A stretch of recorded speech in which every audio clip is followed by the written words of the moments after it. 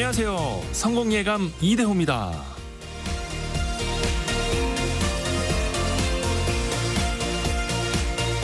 투자를 할 때 많은 사람들이 가장 고민하는 게 바로 타이밍입니다. 무엇을 살 것인가 보다 언제 살 것인가, 언제 팔 것인가를 고민하죠. 사는 시기, 파는 시기에 따라서 그 수익률이 크게 달라질 거라는 생각에 섭니다. 그런데 사실 타이밍보다 중요한 건 어떤 자산에 투자하느냐, 얼마나 싸게 사느냐, 투자하는 기간 동안 현금 흐름을 얼마나 일으키느냐일 텐데요. 사자마자 팔 것을 생각하고 당장 시세 차익부터 생각하다 보니까 타이밍에 집착하게 되는 것이죠. 하워드 막스는 이렇게 말합니다. 싸게 잘 사기만 한다면 절반은 판 것이나 다름없다. 우리는 좋은 회사를 찾고 가능한 오래 보유한다. 타이밍이 아니라 타임이다. 라고요. 성공예감 이대호입니다. 출발합니다.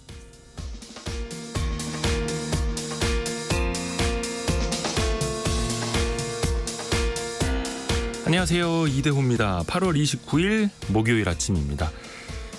타이밍이 아니라 타임이다. 그러고 보니까 밤사이에 워런 버핏의 버크셔 해서웨이가 처음으로 시가총액 1조 달러를 돌파했습니다. 우리나라 돈으로 1330조 원의 몸값을 기록하게 됐는데요. 미국에서 빅테크, IT 기업이 아닌 기업으로는 처음으로 시가총액 1조 달러를 넘어섰습니다. 타이밍이 아니라 시간의 중요성을 또 많이 보여주는 워런 버핏의 버크셔 해서웨이 이야기고요.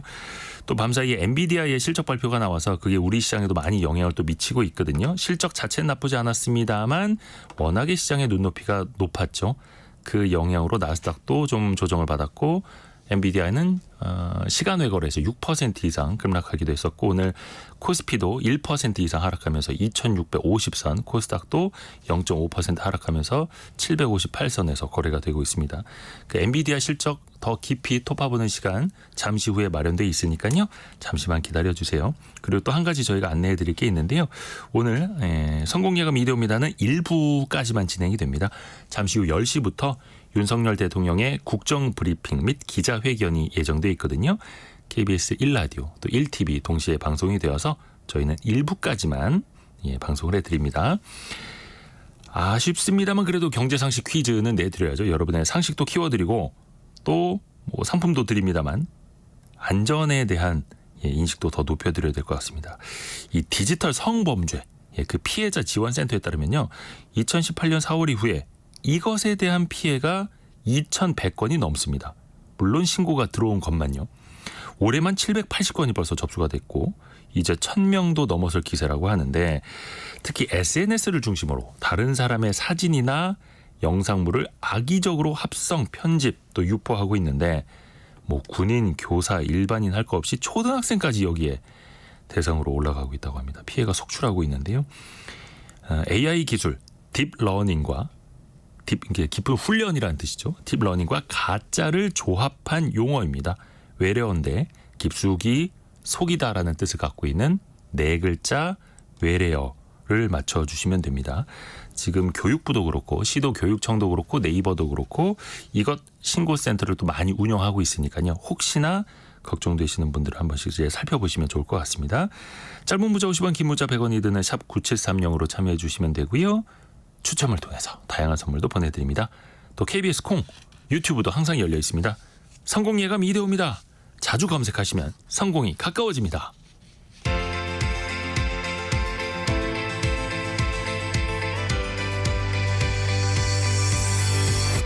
KBS 1라디오 성공예감 이대호입니다. 장수연님이 2시간도 짧은데 1시간만 하니 이렇게 보내주셨. 아쉽죠? 한 4시간, 5시간 이렇게 고맙습니다. 자, 오늘의 경제 뉴스 경제전파사 강예지 에디터와 함께합니다. 안녕하세요. 안녕하세요. 좀 오늘 걱정됐던 게 보건의료노조의 총파업 예고였었잖아요. 네, 맞습니다. 이거 어떻게 됐어요? 네, 오늘 아침에 속보가 나왔는데요. 의료기관 62곳 중에서 59곳이 노사교섭이 타결됐습니다. 조선대병원, 호남권역 재활병원, 또 노원의지대병원 3곳 남았는데요. 두 병원에서는 조정이 성립되지 못했고 한 곳에서는 조정이 진행 중에 있습니다. 이 이 전국 보건의료산업 노동조합, 즉 보건의료노조가 이 간호사가 주축인데요.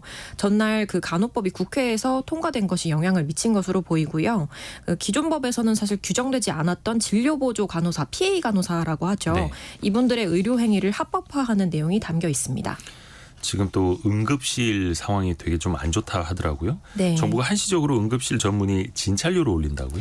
네, 어제 조규홍 보건복지부 장관이 9월 11일에서 25일 사이 이 기간 동안을 추석 명절 비상응급 대응 주간으로 지정하고요.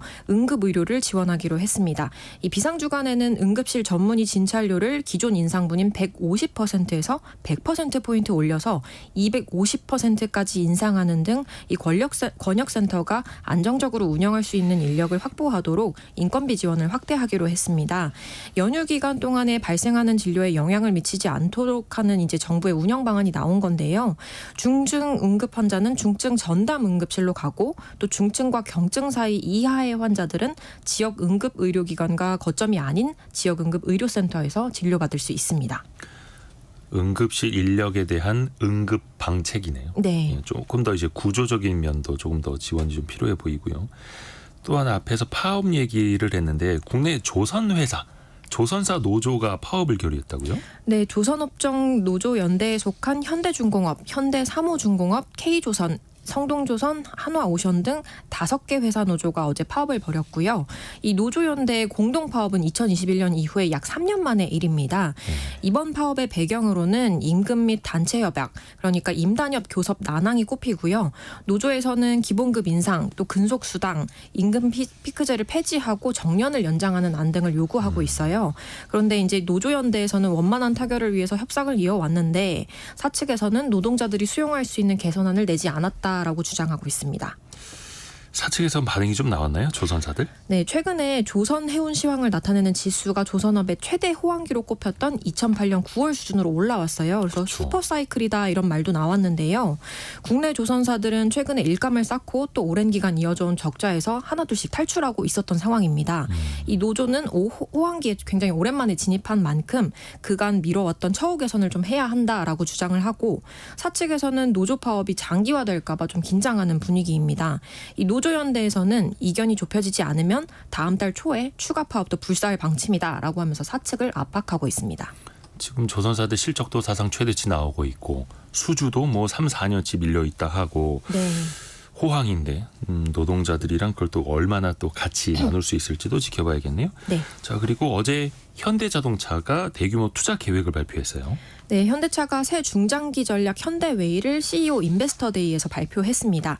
여기에는 미래 모빌리티 시장에서 글로벌 선두 기업으로 도약하기 위한 3가지 전략이 포함되어 있는데요. 크게 이제 방향을 살펴보면 시장 상황에 기민하게 대응하고 또 두 번째 다양한 모빌리티 사업으로 확장하고 세 번째 수소 사회 전환에 대비한다라는 내용이 골자입니다. 이를 위해서 현대차가 올해부터 2033년까지 120조 5천억 원을 투자하기로 했어요. 앞으로 10년간 연평균 12조 원 이상씩 투자하는 셈입니다. 특히 가장 주목받는 게 전기차 사업이잖아요. 네. 이 전기차 사업과 관련해서 이제 야심을 드러냈는데 현대차가 제네시스를 포함해서 2030년 연간 글로벌 판매량 555만 대를 달성하겠다라는 목표를 제시했어요. 이 글로벌 사업장에 추가로 100만 대의 생산 능력을 끌어올리겠다 뭐 이런 내용인데요. 특히 2030년에는 전기차 200만 대를 판매해서 전체 자동차 판매량에서 차지하는 비중을 36%까지 올리겠다라는 계획을 냈고요. 주요 시장인 북미와 유럽에서 판매를 좀 확대하겠다 이런 내용 나왔습니다. 이 하이브리드 수요에도 적극 대응하겠다라고 하는데요. 준중형과 중형 중심으로 적용했던 하이브리드를 소형, 대형, 럭셔리급으로 확대하기로 했고요. 또 완충하면 900km 이상 주행 가능한 하이브리드 차도 선보이기로 했습니다.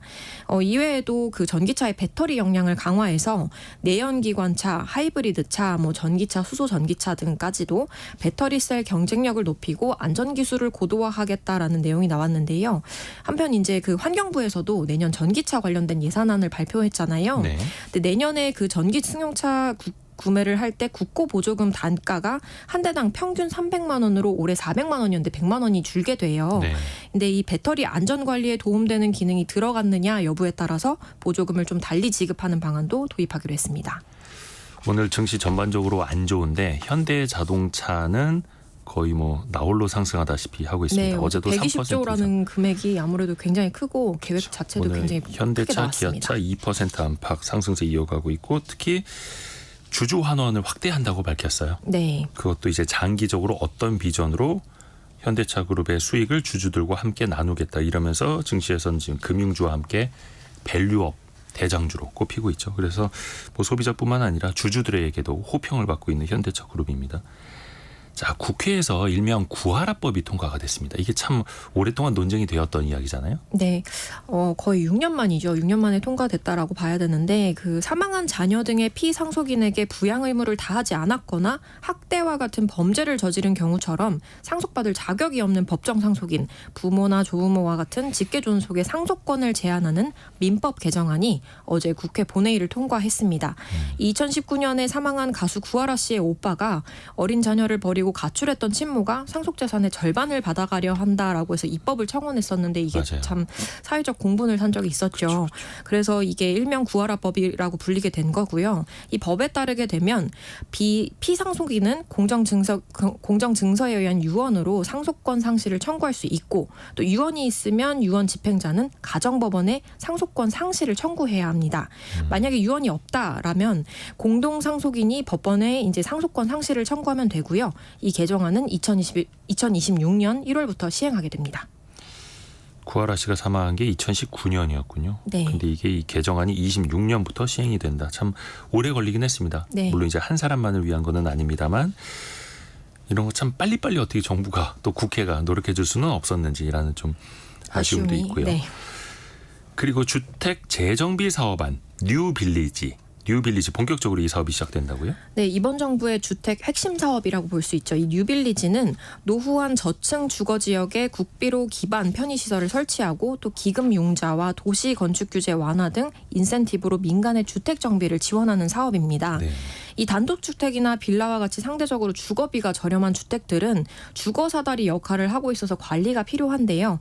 하지만 요즘에 아파트보다는 좀 편의시설이 좀 불편하고 또 주택이 오래돼서 외면받고 있는 현실을 반영한 주택 사업이라고 볼 수가 있습니다. 이 국토부가 10월 초에는 접수를 받고 올해 안에 선도사업 30곳 내외를 선정할 예정인데요. 이 5만에서 10만 제곱미터 사이의 노후 저층 주거 밀집 구역에 대해서 기초 지자체가 사업 신청서를 작성해서 국토부에 신청하는 과정을 거치게 됩니다.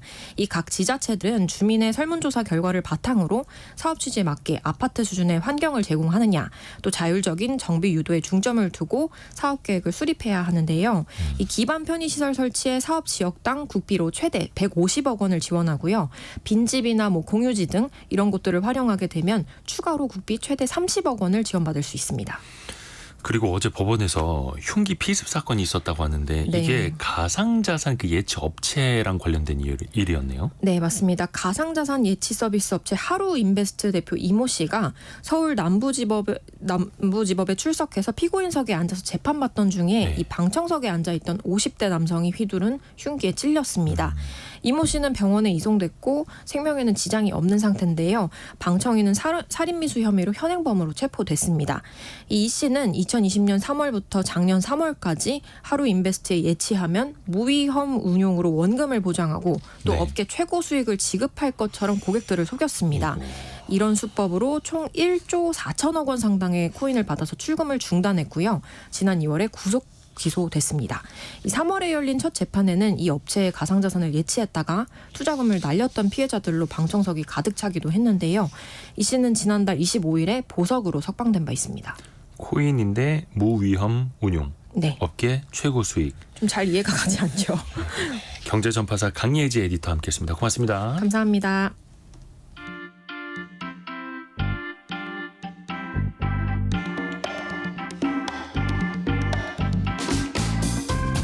지금 여러분께서는 KBS 일라디오 성공예감 이대호입니다를 듣고 계십니다.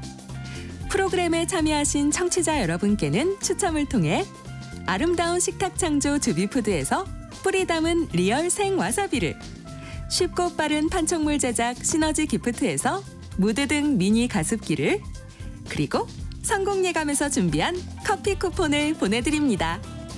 당첨자는 성공예감 이대호입니다 홈페이지에서 확인하세요.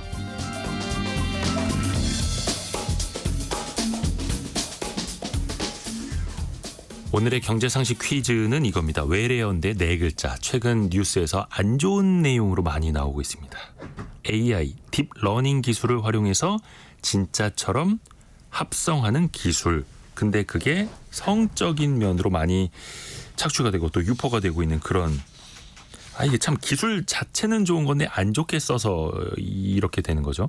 과거에는 이걸 만들려면 참 비용도 비쌌습니다.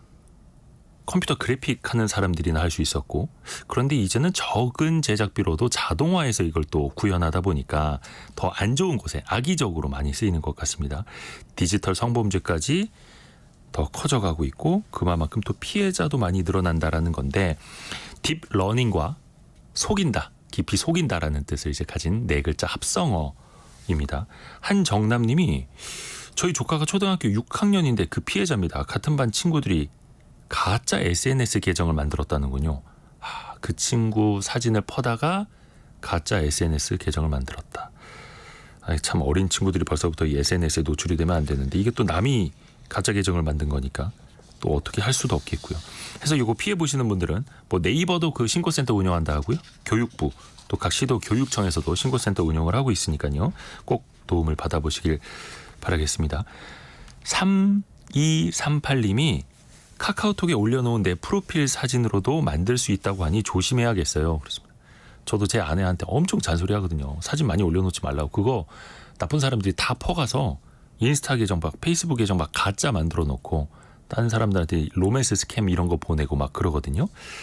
또 저도 이제 그런 보이스피싱 전화도 실제로 받아봤었는데 애들 이름 다 알고 있고 애들 학교 어디 직장 어디 막 이런 거 줄줄 읊으면서 제가 무슨 뭐 음란물을 만들었다 막 그걸 공개했다 막 이러고 있고 막 진짜 별일 다 생깁니다. 7152님 이건 정말 강력한 처벌이 필요합니다. 그렇습니다. 이거는 한 사람 한 가정 모두 다 망가뜨릴 수도 있고 그리고 송윤희 님이 아까 보내주신 것처럼 이러다가 의심병이 많이 늘어날 것 같다라고 보내주신 것처럼 사회적으로 신뢰도가 떨어지고 혼란이 더 커진다라는 그런 2차, 3차 피해도 있으니까 이건 정말 엄벌에 처해야 됩니다. 자, 여러분이 생각하시는 그 네 글자 보내주시면 됩니다. 짧은 문자 50원, 긴 문자 100원이 드는 샵 9730 혹은 KBS 콩 어플리케이션이 열려 있습니다.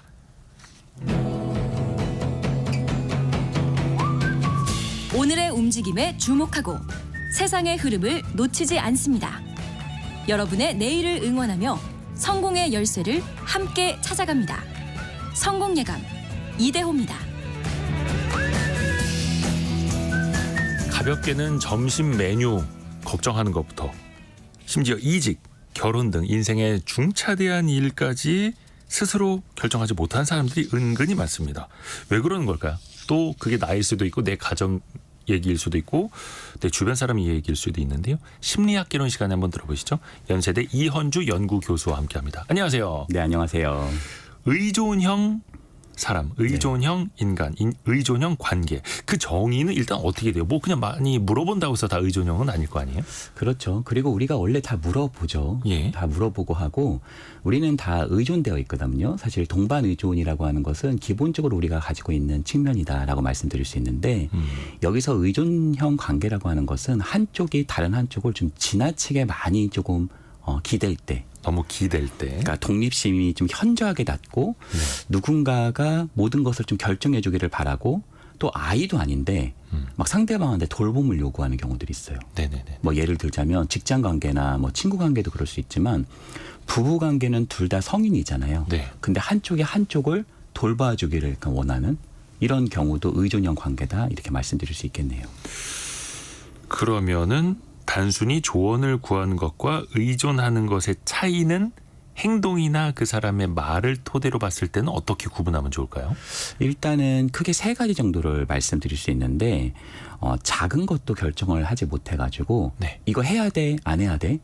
작은 거. 그렇죠. 아주 작은 것부터 이거 입어 마라, 이 옷을 사 마라, 이거 골라 마라. 항상 이런 부분들에 대해서 상대방한테 A야 B야라고 물어봐서 상대한테 그 주도권을 항상 넘기는 그런 경향성이 있습니다. 한두 번이 아니라 항상. 네, 아주 작은 것부터 큰 것까지. 네네. 그래서 삶을 혼자 서지 않고 항상 좀 집단에게 숨으려고 하는 경향성이 있고요. 또 두 번째는 과도한 도움을 요청하는 경우들이 아까도 말씀드렸지만 상당히 있죠. 그리고 세 번째는 인정 욕구와 승인에 대한 부분이 굉장히 큽니다. 그러니까 예를 들자면 나 잘했어 작은 것부터 하고서 뭐 나 잘했어 나 괜찮았어 이렇게 요구하다가 네. 상대가 좀 계속 그러고 있으면 좀 짜증 날 수 있잖아요. 그래서 아 그만 좀 해. 왜 이렇게 맨날 전화해서 그러니? 이렇게 얘기하면 굉장히 시무룩해지는. 아, 네. 너무 많이 물어보니까. 네. 그러니까 인정뿐만 아니라 타인에게 어떤 승인을 바라는 이것이 괜찮다는 건지 이런 부분에 대한 좀 과도한 부분들이 있다라고 말씀드릴 수 있겠네요. 아무래도 이현주 교수님이 심리학 교수시다 보니까 주변에서 정말 많이 의존할 것 같은데 네. 예, 실제로 그렇게 짜증 내시는 건 아니죠? 원래 연기 잘하셔서 그런 거잖아요. 네, 네. 근데 이 분들도 심리적으로 어떤 특성이나 아픔이 있을 수도 있을 거예요. 네. 의존을 너무 많이 하는 사람들은 그 마음속에 어떤 게 있을까요? 우리 마음에는 공장이 있어요. 오. 우리는 행동을 유발하기도 하고 네네네. 또 우리가 대인관계를 맺는 패턴도 유발하기도 하고 그 공장에 있는 어떤 메아리가 있는데요. 그걸 핵심 신념이라고 말합니다. 그러니까 의존적인 성격을 가지고 있으신 분은 나는 이거를 감당할 수 없어. 항상 이런 생각을 해요. 나는 이걸 못할 걸, 난 이걸 감당할 수 없어. 왜냐하면 나는 연약한 존재니까. 이런 게 항상 숨어 있다는 거죠. 본인 스스로가 연약하게 본인을 느끼고 있는. 네. 그래서 이걸 기원으로 좀 보면은 지나치게 과잉보호를 했던 경우들이 상당히 많습니다. 어릴 적부터요. 네, 과잉보호가 굉장히 많아요. 예를 들어서 작은 것도 아이들에게 결정해보고 스스로 선택해보고 책임을 져봐야 되는데 네네. 헬리콥터 부모처럼 모든 것을 따라다니면서 다 해주는. 그냥 야, 넌 이거 공부나 해. 엄마가 이거 해줄게. 아빠가 이거 해줄 테니까 너 걱정하지 마라. 넌 공부만 해. 그렇죠. 엄마 아빠 다 해줄게. 네. 이런 부분들이 있어서 내가 뭔가를 결정하고 해본 경험이 별로 없어서 상당히 뭔가 작은 것도 선택하고 해보기가 되게 어려운 거죠. 헬리콥터 부모라고도 하죠. 네. 그리고 또 다른 측면에서는 어린 시절 때 보통 부모님들이 과잉보호하게 되는 이제 경향성이 아이가 5이 있으면 네. 그 중에서 가장 좀 연약하고 뭔가 조금 이렇게 스스로 서지 못하는 아이에게 더 많은 사실 과잉보호를 하게 되잖아요. 그렇죠. 예. 근데 그 대표적인 게 바로 병입니다. 병. 네. 그러니까 막 허약하거나 병이 많았거나 혹은 신체적으로 그렇지 않다 하더라도 심리적으로 무슨 문제가 있었거나 이런 게 부모님이 굉장히 염려를 좀 갖게 해서 굉장히 그 아이를 좀 과잉보호하게 됐을 경우에 그 아이는 실제로도 좀 아프기도 하지만 스스로 정말 서지 못하게 되는 경우들이 상당히 존재하기도 하죠. 근데 사실 또 그게 어쩔 수 없는 측면도 있는데 그게 네. 너무 지속되다 보면 나중에 이 아이가 어른이 돼서도 마마보이 마마걸 네. 이렇게 되는 거고요. 그러니까 사실 좀 이제 어려운 거는 뭐 정말 반사회성 성격을 가지고 계신 분이나 아니면 좀 자기의 성격을 가지고 계신 분들이나 이런 분들은 좀 인간관계에서 사악한 측면이 많이 있거든요. 네네네. 근데 의존적인 성격을 가지신 분들은 사실 되게 관계성이 좋으신 분들이에요. 다만 내가 관계성은 좋다. 그러니까 네. 옆에다 물어보고 계속. 그렇죠. 그러니까 항상 이런 거예요. 야, 네가 이것 좀 해라. 이렇게 하는 게 아니라 나 이거 못하는데 네가 좀 해주면 안 돼? 이거 좀 해줘. 네네네. 나 못해. 이런 게 되게 많다는 거죠. 네. 근데 그게 또 한두 번도 아니고. 네. 그 교수님은 현장에서 이제 상담 많이 하시잖아요. 네. 의존형인 사람을 만나면 어떤 게 가장 큰 문제라고 보세요? 처음에는 이제 저를 만났을 때는 그런 경향이 별로 없는데 예. 이제 조금씩 관계가 깊어질수록 저한테 굉장히 의존적 성향을 보이죠. 그게 이제 의존형인 걸 좀 고치려고 상담을 받으러 갔는데 더 의존하는 거예요? 네. 뭐 교수님이니까 그렇습니다. 그리고 또 상담자는 숙련된 상담자는 사실 제 부모라고 그래서 부모처럼 느끼기도 합니다. 또 다른 부모처럼 느끼기도 하거든요. 기대게 되는 거죠. 네. 근데 제가 이 당시에 만약에 그 당시로 갔을 때 더 네네네. 의존하게 만들고 제가 무엇을 결정하게 돼주면 사실 이 사람은 저를 찾아온 의미가 없잖아요. 그러니까 제가 그 사람을 완전히 뭔가 뭐 독립시켜서 내 상관없이 뭐 혼자 서라 이렇게 하진 않지만 작은 것도 결정해보고 설 수 있게끔 많이 도와줍니다. 소위 내가 손잡고 막 일으켜주는 게 아니라 아하. 울타리나 배경이 되어주는 것 이런 부분이 굉장히 크다고 할 수 있겠죠. 바로 그냥 내가 일으켜주는 게 아니라 네. 그 사람이 잡고 일어설 수 있는 도구가 되어주는 것 정도까지만. 네. 그게 건강한 거네요. 네.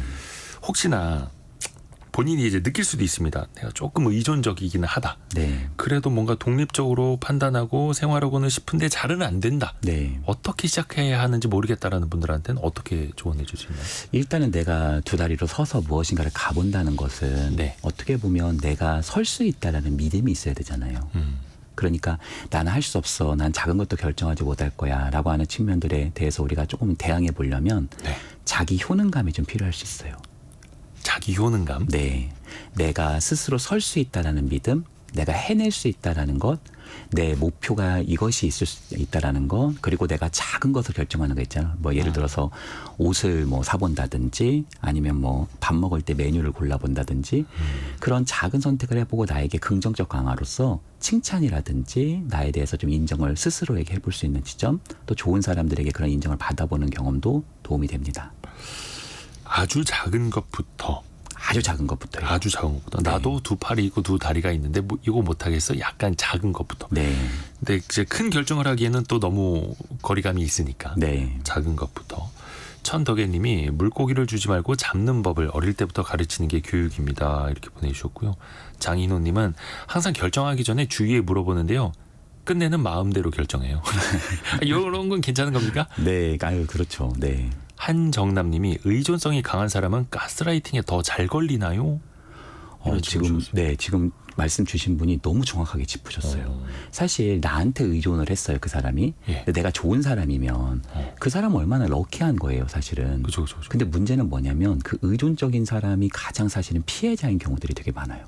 피해자가 된다. 그러니까 의존을 하려고 누웠는데 거기가 아주 안 좋은 자리였던 거죠. 늪이었던 거죠. 네. 지금 0425님도 의존적 성향 가진 사람들이 그루밍 범죄에 더 빠지기 쉬운가요? 그렇죠. 길들여진다는 거죠. 네, 왜냐하면 그 독립심이 없으니까 나갈 수도 없고 또 이분들은 기본적으로 관계성이나 친화성이 높다 보니까 상대가 나를 굉장히 나쁘게 대하고 있으면서도 항상 좋게 생각을 하려고 그래요. 저 사람이 무슨 뜻이 있어서 그러겠지. 지금 저 사람이 좀 피곤해서 그런 걸 거야. 항상 이렇게 가면서 사실은 나와야 되는데 더 거기에 진입하게 되는 경향이 상당히 많이 있죠. 그 본인이 착취당하고 있으면서도 그걸 못 깨닫고 저 상대방이 뭔가 좋은 의도로 나를 도와주는 거겠지 또 이렇게 네. 합리화하기도 하고요. 네, 심지어 이제 그게 뭐 직장이나 뭐 어떤 뭐 공동체면 이제 그나마 나올 만한데 그게 예를 들어서 연인 관계라든지 예. 뭐 친구 관계라든지 이러면 되게 쉽지 않죠. 지난번에도 약간 회유형과 비난형이 오히려 만나서 네. 비난형은 계속 비난하게 되고 네. 회유형은 내가 미안해. 네. 내가 잘할게. 계속 이렇게 서로가 만남이 이어진다는 것처럼요. 맞아요. 회유형이 모두 의존성을 가지고 있는 건 아니지만 예. 회유형을 가지신 분들 중에 의존성 경향을 가진 분들이 유독 많긴 합니다. 그럴 수도 있겠네요. 네. 그러면 우리 주변에 내 네. 가족이나 친구나 직장 동료 중에 이렇게 네. 의존하는 경향이 심한 사람이 있다. 네. 그럼 옆에서 좀 어떻게 도와주면 좋을까요? 사실 우리가 애니메이션 중에 니모를 찾아서라는 네. 사실 애니메이션이 있었잖아요. 네. 거기 보면은 이제 니모의 아버지가 굉장히 트라우마를 겪었잖아요. 가족들이 모두 다 몰살되는. 그래서 먼 바다로 가선 절대 안 된다. 네. 예. 그 니모가 얼마나 소중하겠어요. 네. 근데 사실 니모는 떠나야 하잖아요. 떠나야 다시 올 수 있잖아요. 네네네. 그러니까 우리 아이가 걸음마를 할 때 생각을 해보면 아이가 스스로 서야만 사실은 그 아이가 잘할 수 있고 사람이 되어가는 거잖아요. 그러니까 영원히 아이로만 머물 수는 없는 거잖아요. 그러니까 우리가 그 사람을 진정으로 사랑한다면 조금은 냉정해 보인다 하더라도 내가 일으켜주지 말고 약간 배경이 되어주기, 그 사람이 많이 넘어졌을 때는 일으켜주지 말고 같이 앉아서 그 절망되어 있는 상황에 조금은 연결성을 유지해주기, 그 토대 안에서 이 사람이 탄력성을 갖고 조금 일어설 수 있는 부분을 응원해주는 것, 이것이 훨씬 더 중요하다고 말씀드릴 수 있겠네요. 그러게요. 근데 또 너무 많이 도와줘서도 안 되는 거고요. 네, 맞습니다. 그냥 해달라고 해서 일단은 시간 없으니까 해주는 것도 한두 번이고 네. 그러면 더 그 사람이 의존적이게 되고 네, 그러면 작은 것부터 좀 할 수 있게끔 옆에서 도와줘야 되겠네요. 그렇죠. 근데 이게 나도 모르게 그 사람을 가스라이팅 할까 봐 약간 걱정이 되는 측면도 있더라고요. 내 딴에는 조언을 해준다고 하는데 네, 저렇게 의존적인 사람을 내가 길들이게 되면 어떡하지? 네. 이거 너무 큰 걱정인가? 그런 생각을 하신 것 자체가 예. 어떤 면에서 우리 기자님께서 굉장히 좋은 마음과 따뜻한 마음이 있으신 것 같아요. 네, 이 약간 이제 꼰대가 되지 않으려고 걱정을 하다 보니까 네, 그래서 이제 의존적인 분들도 하나씩 한 걸음씩 같이 나아가 보자. 네, 대신 업어주는 게 아니라 손잡고 같이 가는 거. 네. 너무 좋은 말씀 많이 들었습니다. 연세대 이헌주 연구교수와 함께했습니다. 고맙습니다. 네, 감사합니다. 라디오 정보센터 다녀옵니다. 공장 화재로 23명이 사망자를 낸 1차 전지업체 아리셀의 박순관 대표와 아들 박중원 총괄본부장이 구속됐습니다. 지난 2022년 중대재해처벌법이 시행된 이후 업체 대표가 구속되는 첫 사례로 기록됐습니다. 총파업을 앞두고 있던 보건의료 노조사나 62개 병원 중 59곳에서 노사교섭이 타결돼 오늘 오전 7시로 예정했던 파업 계획이 철회됐습니다. 22대 국회에 새롭게 이름을 올린 국회의원들이 평균 26억 원이 넘는 재산을 보유한 것으로 나타났습니다. 자산이 100억 원이 넘는 의원은 5명이었습니다. 인공지능 반도체 선두주자 미국 엔비디아의 2분기 실적이 시장 예상치를 넘어섰습니다. 엔비디아는 지난 2분기에 300억 4천만 달러의 매출과 0.68달러의 주당 순이익을 기록했다고 밝혔습니다. 지금까지 라디오 정보센터 뉴스 정한나였습니다.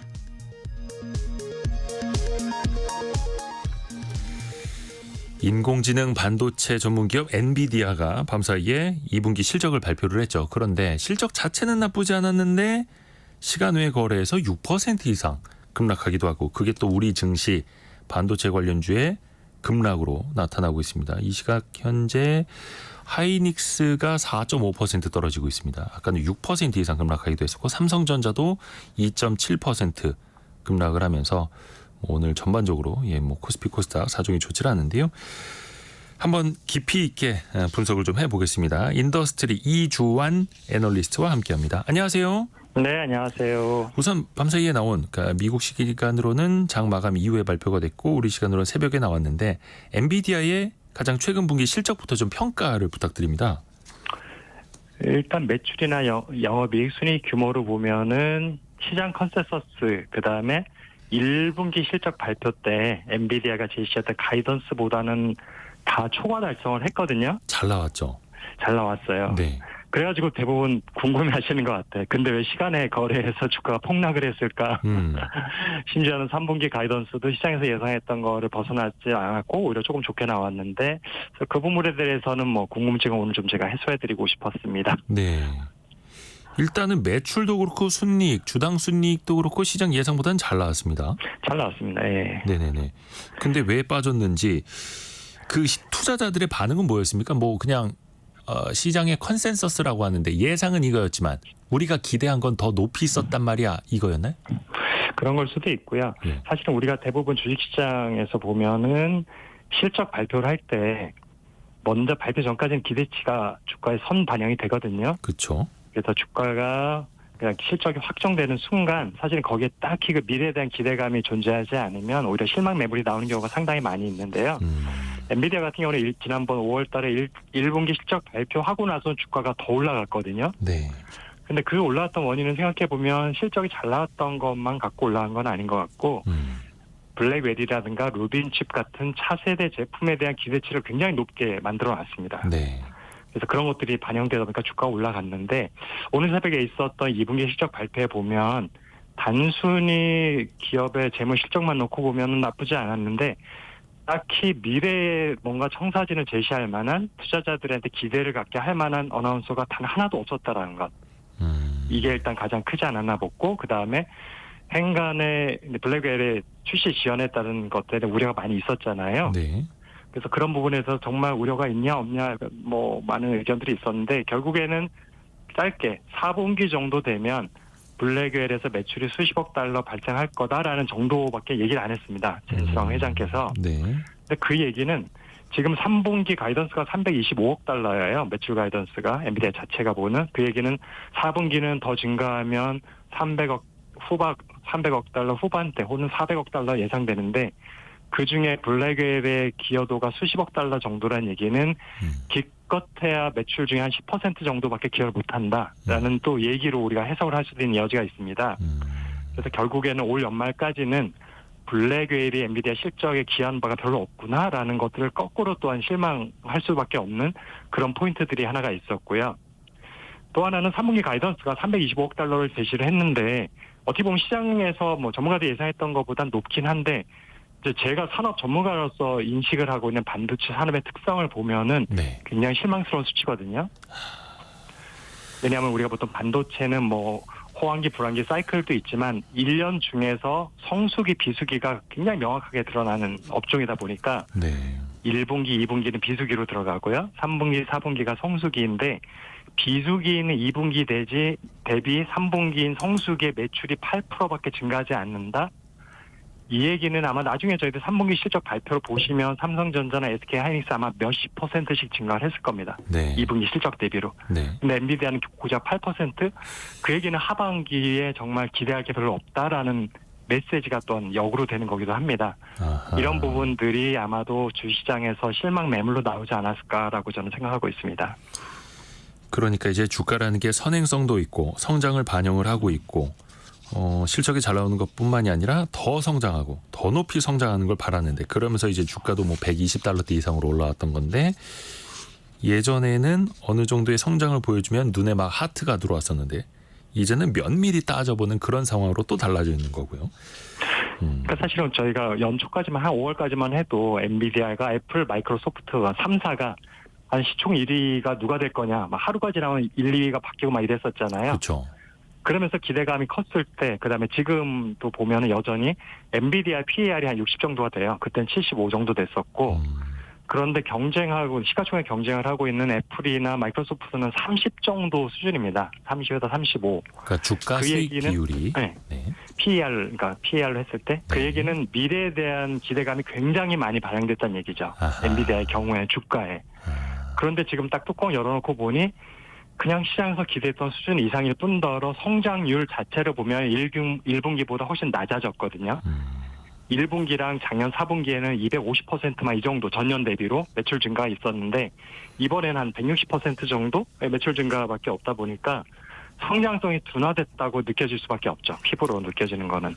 그러네요. 그래서 과연 PER 60을 받는 것이 적절한 기대치였는가라는 이제 의구심이 생기기 시작하는 거죠. 이게 주식 투자를 잘 안 해보신 분들이나 주식 투자 초보분들은 잘 이해를 못 하시겠습니다만 성장성이 얼마나 중요한가. 그러니까 높이 뛰기 선수가 2m 35cm 뛰는 것만 해도 어마어마한 건데 36, 37, 2m 40cm 뛸 줄 알았는데 2m 35만 그대로 뛰었다. 이러면 또 이제 엄청 실망을 하는 거고. 그렇죠. 또 하나 지금 걱정이 나오는 게 이제 수익성 우려더라고요. 이게 앞에서 말씀해 주신 블랙웰이라든지 이런 것도 기대가 커지는 게 매출 볼륨도 커지지만 수익성이 더 좋아질 거야 이런 기대감이 있었는데 최근에는 좀 수익성이 그러니까 마진이 조금 낮아지지 않을까라는 걱정도 좀 있나 보더라고요. 결국에는 시장에서 엔비디아 칩의 가격이 강세를 보일 거냐 약세를 보일 거냐는 이제 공급하고 그다음 고객들이 얼마나 선주문을 많이 해주느냐의 상대적인 거에 따라서 결정이 될 텐데요. 네. 근데 수요 측면에서는 당분간은 저는 뭐 탄탄한 수요가 있다고 예상이 되고 있고 그게 왜 그러냐면은 뭐 아마존이 됐든 메타가 됐든 최종적으로 엔비디아 칩을 사용해서 데이터 센터를 꾸려야 되는 플랫폼 업체들이 올해와 내년에 케이펙스, 그러니까 설비 투자, 시설 투자에 대한 금액을 굉장히 높게 잡고 있기 때문에 결국에는 수요가 나쁘지는 않다. 그리고 공급 측면에서 봤을 때 여전히 아직까지는 엔비디아의 독과점이 있기 때문에 사실상 가격이 그렇게 약세를 보일 것 같지는 않아요. 현재 주력이 된 호퍼칩 같은 경우가. 다만 지금 말씀하신 것처럼 블랙웰이 되면 좀 더 고성능 칩이기 때문에 고성능 칩이 되면 전체 가격이 높아질 수도 있고 그러면 이제 마진이 높아질 수 있는 여지가 있는데 여전히 블랙웰 효과가 올해 안에는 기대하기 힘들다. 기존의 호퍼칩으로 먹고 살아야 된다라는 것들이 상대적인 실망인 거죠. 어떻게 보면은 수익성에 대한 수익성이 더 나빠질 것 같지는 않은데요. 이렇게 생각을 하고 있습니다. 그렇죠. 예전에는 줄을 서시오 했었고 빅테크 기업들도 얼마든지 사겠습니다. 얼마라도 사겠습니다. 이랬었는데 지금 빅테크들의 반응도 좀 달라지고 있는 건가요? 저 얼마 전에 알파벳이나 마이크로소프트 실적 발표했을 때도 그런 우려들 나왔었잖아요. 이게 AI 투자 그렇게 많이 해서 이거 언제 돈 버냐. 이런 논쟁도 좀 있지 않습니까? 네, 그 부분은 사실은 저는 좀 다르게 얘기를 해보고 싶은 게 예. 지금은 어차피 빅테크 기업들이 투자를 하는 시점이다. 네. 시기 자체가. 결국에는 그 투자한 것들은 결국 인프라 투자거든요. 그 투자한 것들이 그럼 언제부터 매출과 수익으로 연결될 거냐? 그건 최소한 2년 후가 되거든요. 2, 3년 지나야 되는 거라서 지금은 수익이 전혀 없으면서 투자를 한 게 맞아요. 산업을 조금이라도 이해를 하시는 분이라면 제조업도 다 그런 식으로 투자를 하고 있다는 걸 아시거든요. 반도체도 마찬가지로 팹을 하나 새로 지으면 한 15조 원에서 20조 원이 들어가는데 그 팹이 완성돼서 거기서 수익이 나올 때까지 한 2년 이상은 그냥 돈 먹는 하마인 거예요. 근데 그런 과정이 있지 않으면 경쟁사들을 압도하거나 경쟁에서 살아남을 수가 없게 되죠. 네. 그래서 빅테크 기업들은 현재 수익에 연연하지 않고 캐시플로우가 허락이 된다면 지속적인 투자가 최소한 내년, 후년 상반기까지는 될 거라고 보고 있습니다. 아하, 그래서 지금은 빅테크 기업들이 AI 데이터 센터에 투자하는 시기다. 투자를 해야 맞습니다. 또 예. 나중에 또 비즈니스 구조도 또 세울 수 있는 거고요. 이게 만약에 그 빅테크 기업들이 독점 기업이라면 그 시기에 대해서 어느 정도 시간 조절을 할 수 있을 텐데 아하. 독점이 아니잖아요. 그러니까 경쟁사가 공격적으로 하는데 내가 주춤하고 있으면 나중에 미래에는 내가 따라갈 수가 없게 되는 거예요. 그렇죠. 그러니까 생존을 위해서 지금은 어쨌든 내가 수익이 되지 않더라도 최소한 경쟁자만큼 내지는 그 이상 투자를 할 수밖에 없는 상황인 겁니다. 그래서 엔비디아 GPU 칩의 수요 자체는 탄탄하다. 이렇게 보시는 그래서 거고요. 저는 그게 한 2년까지는 괜찮다고 보고 있는데 근데 그 비관자들 분들의 의견을 들어보면 그것도 일리가 있는 게 예. 최종적으로 AI 가지고 뭘 할 수 있냐. 마땅한 수익 모델, 비즈니스 모델들이 없다라는 거죠. 최종적으로 고객이 돈을 주고 뭔가 그것을 사용해야 되잖아요. 네.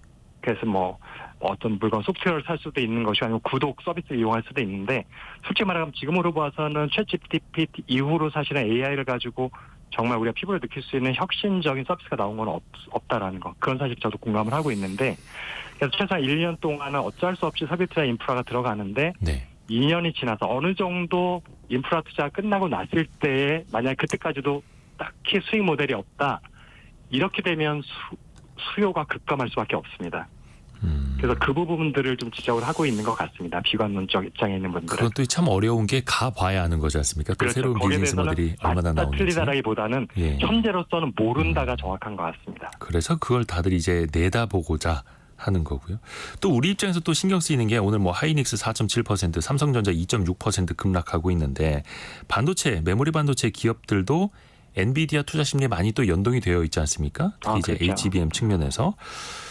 어떻습니까? 이게 지금 당장 뭐 수요가 꺾이는 건 아니라고는 합니다만 투자 심리는 또 좀 냉각이 되네요.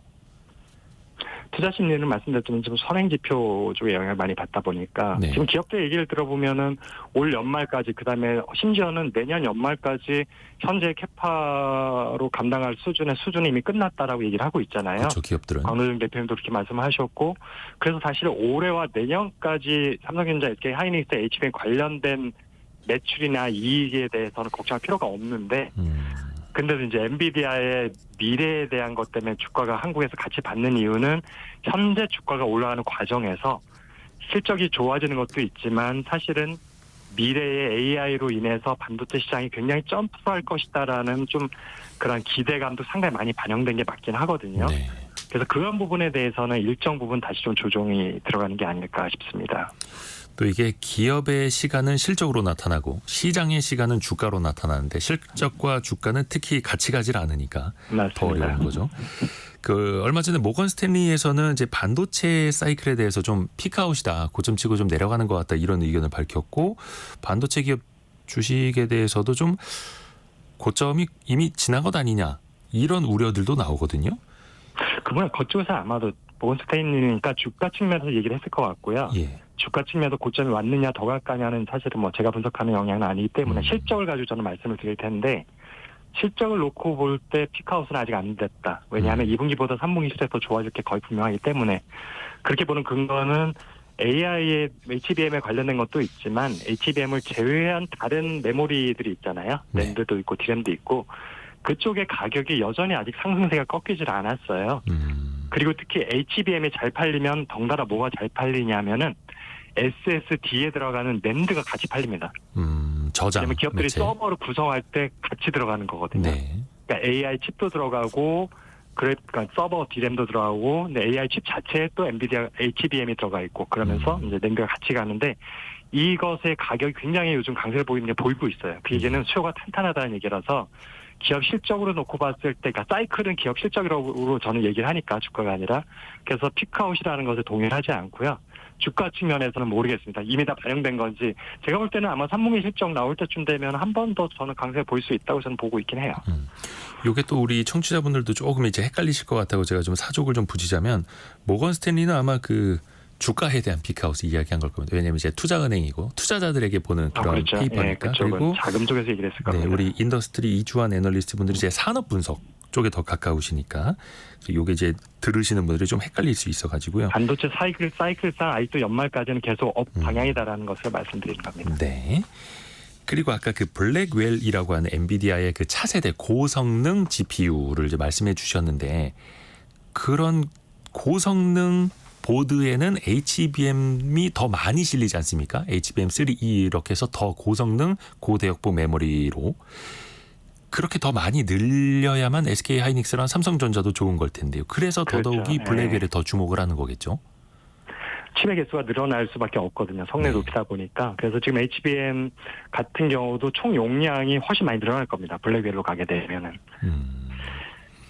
시장에서 이제 그거를 기대하고 있는 건데, 그러면 그 앞날은 어찌 될지 모르겠습니다만 또 현재에서도 안개 속에 있는 게 있습니다. 도대체 삼성전자의 HBM3E 모델은 언제 엔비디아에 공급되는 거냐, 이게 좀 더 전해지는 얘기가 있습니까? 저도 최근에 이제 다른 전문가분들, 삼성 쪽을 잘 아는 분들 혹은 설계 쪽의 전문가인 분들하고 만나면 그 네. 부분을 굉장히 많이 얘기를 하긴 합니다. 네네. 그래서 사실은 저희들이 그러면은 왜 이렇게 오래 지연되느냐라는 게 궁금한 거잖아요. 네. 사실은 5월부터 곧 통과할 것 같이 우리가 기대를 많이 가졌었기 때문에 그래서 주가가 일희일비하기도 했었는데 5월인데 지금 벌써 8월 말 곧 9월이 되니까 거의 3, 4개월이 지나가 버렸는데 네. 이 정도로 해결이 늦어진다는 얘기는 아마도 설계 쪽의 이슈일 가능성을 배제할 수 없다라는 것이 일단 대부분 전문가들의 공통적인 의견이었었고요. 그래서 설계 쪽과 관련된 이슈였다면은 시간이 좀 걸리는 게 당연한데, 그렇다 해도 하반기 중에는 해결되지 않을까라고 전반적으로 일단은 뭐 공감대는 갖고 있습니다. 그런데 사실은 뭐 우리가 직접 엔지니어링 입장에서 어떻게 하고 있는지 보고 있는 건 아니기 때문에, 그러니까 삼성전자의 저력을 믿는 거죠. 최소한 하반기 중에는 아마 통과할 것 같다라고 일단 저도 보고 있는데, 정확한 시점이 그게 언제일 거라 예측하는 거는 뭐 제3자 입장에서는 알 수 없는 부분인 것 같습니다. 이게 나중에 일단 이거부터 여쭤볼게요. 그 AMD에는 공급을 한다고 하고 엔비디아에는 공급을 못하는 건 이건 어떤 차이로 봐야 돼요? 아마도 양쪽에서 그 테스트하는 그 환경이 다를 수도 있고요. 네. 그러니까 AMD의 칩하고 엔비디아 칩이 서로 다르다 보니까 성능도 틀리고, 그다음에 그것들의 전체 셋 구성이 있잖아요. 그러니까 HBM 단일 칩뿐만 아니라 거기에는 GPU가 들어가야 되고 로직 칩이 들어가야 되고 이 전체를 또 연결해야 되는데, 그런 환경들이 당연히 다를 거거든요. AMD 칩에서는. 그러다 보니까 테스트 조건도 다를 수밖에 없고, 그래서 동일한 HBM3E 칩이라 하더라도 AMD에서 요구하는 테스트 조건에서는 문제가 없이 돌아갔는데, 이제 엔비디아 쪽에서 요구하는 조건에서는 페일이 자꾸 나는 것이라고 생각하시면 될 것 같고요. 그래서 결국에는 이걸 빨리 해결할 수 있는 거는 고객하고 굉장히 많은 어쨌든 정보를 공유를 하면서 코어이 된 굉장히 중요합니다. 그래서 이게 TSMC하고도 굉장히 많은 협력을 해야 되고, 엔비디아하고도 협력을 해야 되고, 근데 이제 그 이전까지 보면은 삼성전자가 지금 언급한 두 개 회사랑 그렇게 밀접한 관계에 있지 않고 독자적으로 HBM을 개발해 왔다 보니까 그런 면에 있어서 통합 칩에 있어서의 테스트 조건이나 어떤 그런 환경 같은 것에 대해서 준비가 좀 덜 되지 않았었는가. 그래서 최근에는 좀 엔비디아하고 협업이 좀 강화되면 이제 그런 부분에 좀 가속이 될 수도 있지 않을까라고 이제 기대를 해보는 거죠. 참 이게 신기한 게 삼성이 자체적으로 검수를 해봤을 때는 문제가 없고 AMD 패키지에다 꽂았을 때도 잘 되는데 엔비디아 코어스 패키지에다 꽂았을 때는 좀 한계가 있다더라. 이게 참 어려운 거죠. 그래서 그걸 잡아야 되는 거고. 이게 어떻게 보면은 결국에는 HBM이라는 게 다른 게 아니라 그래픽 DDR을 여러 개를 적층을 한 거잖아요. 3층으로. 네. 결국에는 그래픽 DDR인데 그래픽 DDR 자체가 원래 용도 자체는 그래픽 가속기잖아요. 네. 게임이나 동영상 같은 거 볼 때 끊어지지 않도록 구현을 빠르게 대로 해주는 건데, 그런 테스트 환경하고 네. AI 칩에서는 학습을 해야 되는 거잖아요. 네. 그때 아마 데이터의 트래픽이라든지 이런 자체가 아마 많이 달라질 거라고 생각이 돼요. 그러다 보니까 단일 칩에서 성능으로 봤을 때 문제가 없었는데 A에 학습하기 위한 단계까지 가서 필드 테스트를 해보니까 거기서 이제 자꾸 오작동이 나는 거가 아닐까라고 지금 전문가들은 보고 있습니다. 혹시 그 이유는 어떻습니까? 뭐 예를 들어서 삼성전자가 HBM3 모델을 엔비디아에 공급하게 되면 삼성전자에겐 당연히 호재일 텐데 그러면 전반적으로 HBM3에 대한 공급이 많아지고 그러면은 하이닉스라든지 다른 데서 공급하던 HBM의 가격이 조금 타격을 받을 수도 있지 않습니까? 그 부분 때문에 어떻게 보면 엔비디아 입장에서는 빨리 삼성전자에 납품을 받고 싶어 한다고 저는 보고 있고요. 엔비디아는 어찌됐든 경쟁 부치고 더 싸게 많이 경쟁 가져오려고. 구도로 지금 현재는 어떻게 하이닉스 의존도가 너무 높잖아요. 예. 엔비디아 입장에서도 양사가 동일하긴 한 건데 특정 업체에 대한 의존도가 높다라는 것은 가격 협상력도 떨어진다는 얘기가 되는 거고 해파를 늘리는데도 한계가 있다는 거죠. 공급을 많이 받는데도 공장을 또 새로 지어야 되는 시간이 많이 걸리기 때문에 그래서 어떻게 보면 가격은 이제는 강세 쪽보다는 만약에 삼성전자 대량으로 물량을 엔비디아 공급하게 되면 전반적으로 HBM 가격이 조금 약세로 갈 가능성은 배제할 수는 없습니다. 오늘 인더스트리 이주환 애널리스트 통해서 이야기 들어봤습니다. 고맙습니다. 네, 감사합니다. 감사합니다. 저희가 성공 예감 오늘 1부까지만 전달해드려서 경제상식 퀴즈의 정답도 지금 알려드려야 되겠는데요. 딥러닝과 가짜, 페이크를 합친 딥페이크였습니다. 딥페이크 이게 성범죄로 많이 번지고 있는데 중대한 범죄라고 인식이 더 커져야 하겠습니다. 6881님 딥페이크 사진도 문제지만 목소리를 보이스피싱에 활용해서 깜빡 속게 만드는 범죄도 기승입니다. 그렇죠? 목소리뿐만 아니라 영상으로도 합성해서 이제 영상통화로 우리 가족이 피 흘리면서 빨리 돈 보내달라고 하는 그런 페이크의 시대도 이미 오고 있다. 예. 그리고 장수연 님도 학교에서도 공지 엄청 하더라고요. 피해 보시는 분들은 교육부, 각 시도 교육청 또 네이버에도 있고 신고센터 적극 활용해 주시길 바라겠고요. 페이스북, 인스타, 유튜브, 텔레그램 같은 해외 SNS 기업들도 보다 더 적극적으로 나서주길 바라겠습니다. 잠시 후 10시부터는요. 윤석열 대통령 국정브리핑 및 기자회견이 KBS 1TV와 1라디오 동시에 방송이 됩니다. 해서 저희는 1부 여기서 마무리하고요. 내일 아침 9시 5분에 다시 뵙겠습니다. 성공예감은 오늘도 여러분을 응원합니다.